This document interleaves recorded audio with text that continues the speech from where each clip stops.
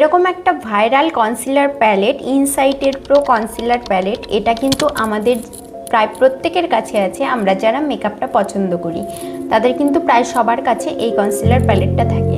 Concealer প্যালেটটা তো কিনে নিয়েছো, কিন্তু এবার বুঝতে পারছো না যে কোন কালারটা কি কারণে ইউজ করবে, কি প্রবলেম সলিউশনের জন্য কোন কালারটা ইউজ হবে, তাই তো? তাই আজকের ভিডিওটা কিন্তু বিগিনারদের জন্য ভীষণ হেল্পফুল হতে চলেছে।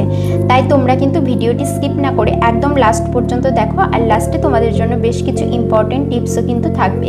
আর আজকে আমি তোমাদেরকে সম্পূর্ণ গাইড করে দেবো যে কোন কালারটা কি কারণে তোমরা ইউজ করতে পারো। অরেঞ্জ কালার ব্যবহার করবে যাদের অনেকটা বেশি ডার্ক সার্কেল আছে, তারা অরেঞ্জ কালার প্রথমে ব্যবহার করে তারপরে যে কনসিল কালার যেটা থাকে সেটা দিয়ে কিন্তু তোমরা কনসিলার হিসাবে অ্যাপ্লাই করে নিতে পারো। এতে দেখবে ভীষণ ভালো একটা ডিফারেন্স বুঝতে পারবে তোমরা।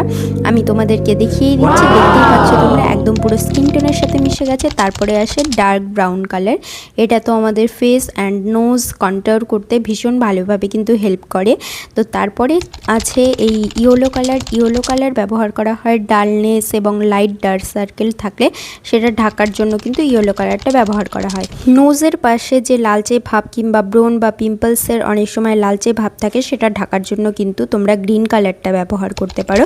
দেন পার্পেল কালার। পার্পেল কালার কিন্তু তোমাদের যদি কোনো ফেসে ইয়েলো ভাব থাকে সেটা ঢাকার জন্য তোমরা পার্পেল কালারটা ইউজ করতে পারো। দেন তোমরা কনসিলার শেড একটা অ্যাপ্লাই করে নেবে, তাহলে কিন্তু দেখবে একদম পুরো স্কিন টোনের সাথে মিশে যাবে। দেন তোমরা ফাউন্ডেশন অ্যাপ্লাই করবে। আমি বলেছিলাম যে ভিডিওটি লাস্ট পর্যন্ত দেখলে তোমাদেরকে বেশ কিছু ইম্পর্টেন্ট টিপস আমি শেষে দেবো, তো সেই টিপসগুলোই এখন দিচ্ছি। কারেক্টার কিন্তু একদম বেশি পরিমাণে লাগাবে না, একদম কম পরিমাণে কিন্তু তোমরা কারেক্টার ইউজ করবে।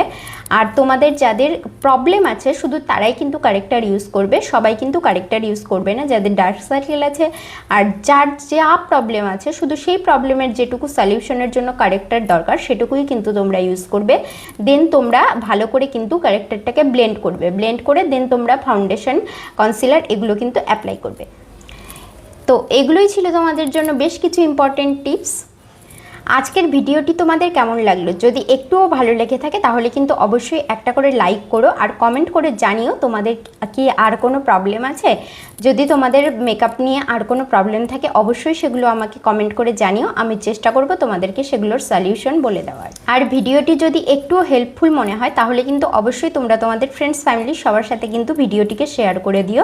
আর সাবস্ক্রাইব করে পাশের বেল আইকনটা ক্লিক করতে একদম ভুলো না, যাতে এরকম নতুন নতুন ভিডিও আসলে সবার আগে নোটিফিকেশন তোমার কাছে চলে যায়। তো আজকের ভিডিওটি এই পর্যন্তই, দেখা হচ্ছে নতুন কোনো ভিডিওতে। সবাই খুব ভালো থেকো, সুস্থ থেকো, টাটা সবাইকে।